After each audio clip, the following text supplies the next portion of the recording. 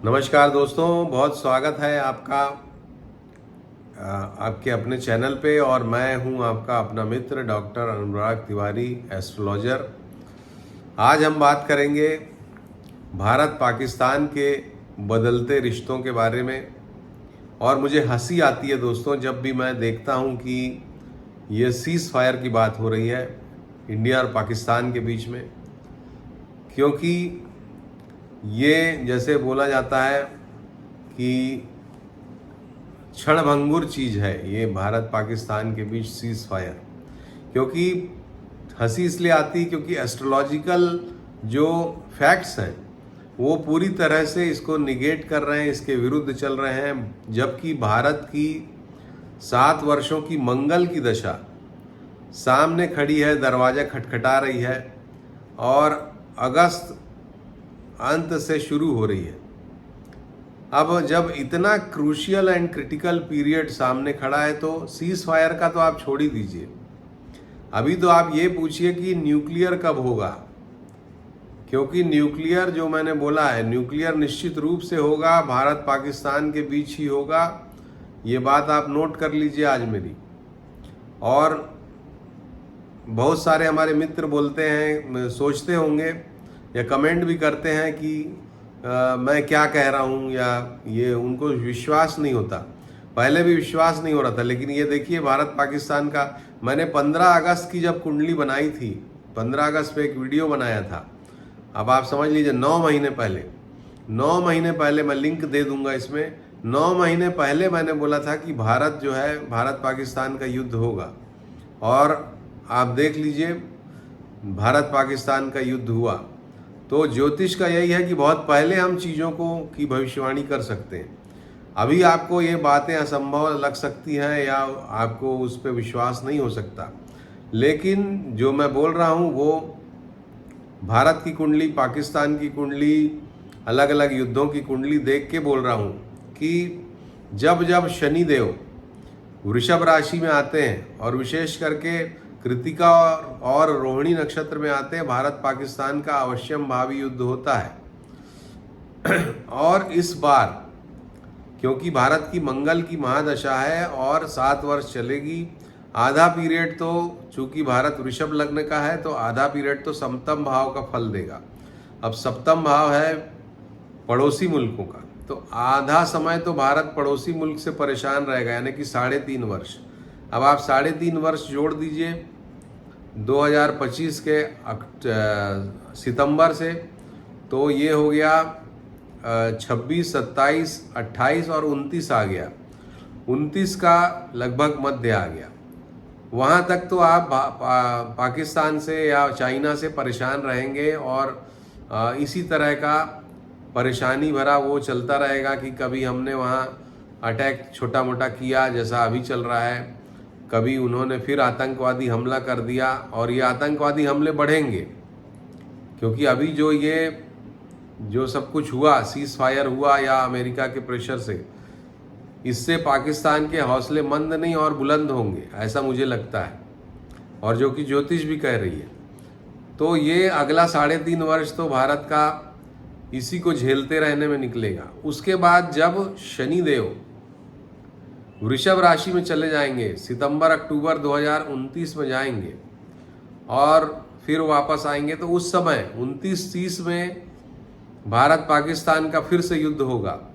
और 29-30 के आसपास, 30 में भारत जो है पाकिस्तान न्यूक्लियर करेगा, फिर भारत उसके ऊपर दुगनी तीव्रता से न्यूक्लियर करेगा, और इतना भयंकर होगा वो कि दुनिया हमारे विरुद्ध हो जाएगी उस समय। आप ये मेरे पॉइंट्स नोट कर लीजिए कि दुनिया भारत के विरुद्ध हो जाएगी। भारत इतना भयंकर उग्रता से 2030 में पाकिस्तान को मारेगा, और ये जो वंस एंड फॉर ऑल वाली बात है ये उस समय होगी। और उसके बाद सारी दुनिया का विरोध झेलते झेलते हम फिर 2032-32 के आसपास मंगल महादशा समाप्त होगी, राहु महादशा शुरू होगी, और भारत को बहुत तरह के सैंक्शंस को झेलते हुए राहु महादशा में, और भारत को तोड़ने का भी उस समय प्रयास होगा। और उसके बाद राहु महादशा में लड़ते हुए और भारत फिर सुपर पावर बन जाएगा राहु महादशा में, जो कि 2032 से 18 वर्ष की 2050 तक रहेगी और भारत की तूती उस समय दुनिया पर बोलेगी। सीज फायर है तथा कथित, इसकी भी कुंडली, क्योंकि हम ज्योतिष हैं तो जो कुछ भी नया इवेंट होता है उसकी कुंडली बनाने का प्रयास करते हैं। और 5 बजे का जो टाइम दिया गया था 10 तारीख को, जब सीज फायर को एक्सेप्ट किया गया, ऑफिशियली ऐलान किया गया मतलब, तो उसके आधार पर जो उसकी कुंडली बनी है, तुला राशि की कुंडली बनी है, तुला लग्न की कुंडली बनी है, और आप उस कुंडली को देखिए।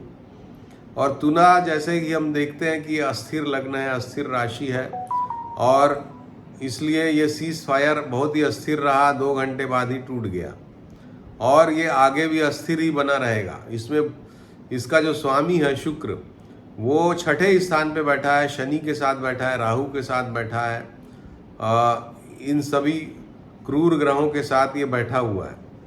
तो ये बता रहा है कि ये जो सीज फायर है इसकी उम्र ज़्यादा नहीं है, पहली बात। दूसरी बात, शत्रुता को बढ़ाने वाला होगा ये सीज फायर। इस सीज फायर के कारण और शत्रुता बढ़ेगी।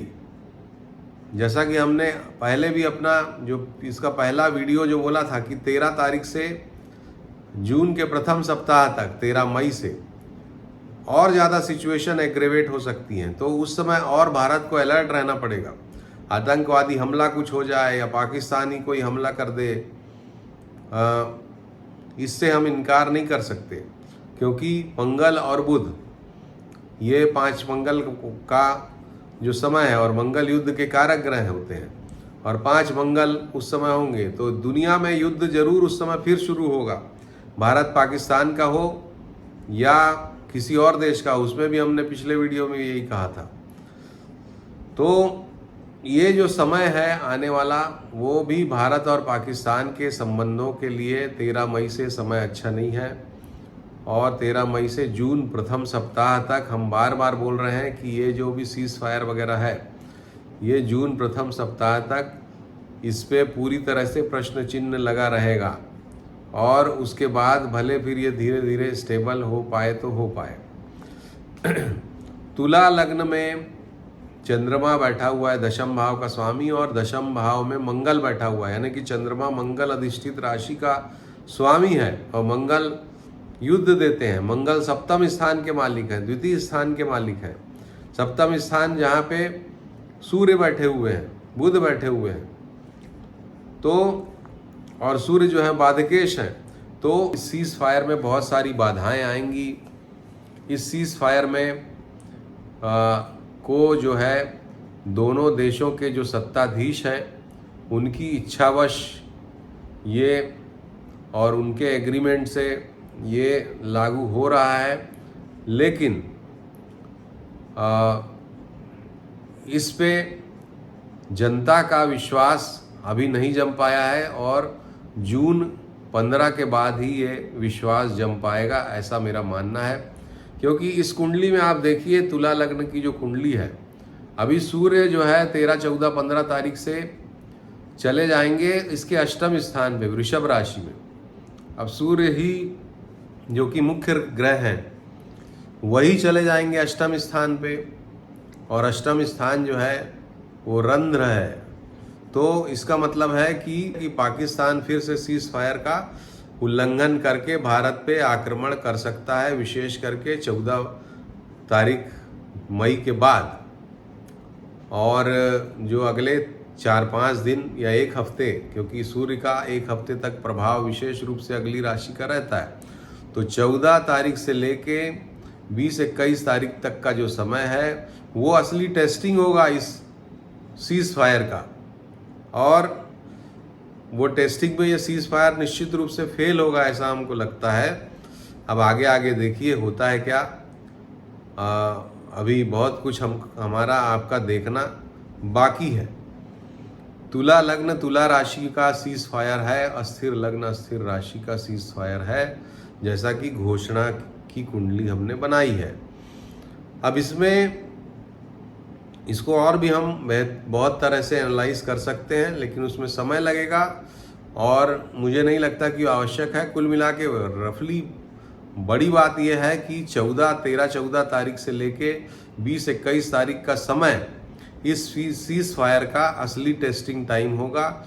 उस समय पाकिस्तान गलती करेगा, और जैसा हमने अपने पहले के वीडियोस में बताया था, पहले के वीडियोस भी आप देखा कीजिए, क्योंकि एक हमारे दर्शक कोई बोल रहे थे कि भाई आपने ये भारत की कुंडली देख के बोलिए, पाकिस्तान की कुंडली देख के बोलिए। अरे हम सारी कुंडलियां अलग अलग वीडियोस में एनालाइज कर चुके हैं और वो हमारे दिमाग में है। जो भी हम बोल रहे हैं अभी वो इन दोनों देशों की, दोनों मुल्कों की कुंडलियों को देखते हुए ही बोल रहे हैं। पाकिस्तान का जो कहानी है वो अगले 3-4 वर्षों में, 4 वर्ष मान लीजिए, ये 4 वर्ष बाद पाकिस्तान जो आज का पाकिस्तान है वो आपको दिखाई नहीं देगा। इसमें कमी आ जाएगी, कैंची से काट दिया जाएगा इसका नक्शा। तो ये बात आप निश्चित मान लीजिए और अपना आत्मबल बनाए रखिए। अभी ये शुरुआती रुझान है, शुरुआती चीज़ें हैं, अभी इसमें बहुत तब्दीलियां आएंगी। उन सारी तब्दीलियों को देखते रहिए। मंगल की महादशा है दोस्तों 7 वर्ष की, और हमने महादशाओं का क्या असर पड़ता है अपने वीडियो में बताया। वो वीडियो बहुत अच्छा है, उसको आप लोगों ने कम देखा है। अच्छे वीडियोस आप लोग कम देखते हैं। उस वीडियो का लिंक मैं दे रहा हूँ, उसको फिर से देखिए। मंगल महादशा क्या कहती है वो उसमें समझने का प्रयास करिए कि महादशाएं किस तरह से भारत की कुंडली में अपना प्रभाव डालती हैं, और मंगल महादशा किस तरह से भारत की कुंडली में अगले 4 वर्षों में जो ये सीज फायर है बहुत छोटी चीज़ है, किस तरह से भारत का आगे आने वाले समय में युद्ध पे युद्ध होते रहेंगे और पाकिस्तान को काट दिया जाएगा। तो अभी के लिए इतना ही। भारत माता की जय। वंदे मातरम। नमस्कार।